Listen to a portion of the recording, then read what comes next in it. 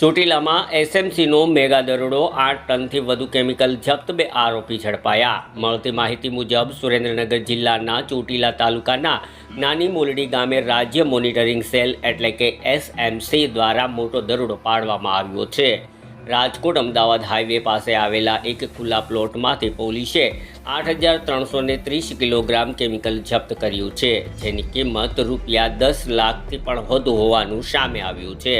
પોલીસે રોકડ રકમ, મોબાઈલ ફોન, પ્લાસ્ટિક બેરલ અને 2 વાહનો સહિત કુલ રૂપિયા 45,98,000 રૂપિયાનો મુદ્દામાલ કબજે કર્યો છે।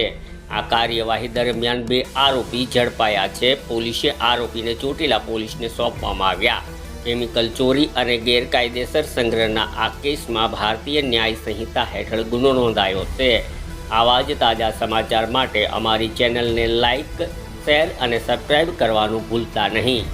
બ્યુરો રિપોર્ટ દિનેશ ગામવા સાથે ઋતુલકુમાર ધામેચા, સુરેન્દ્રનગર।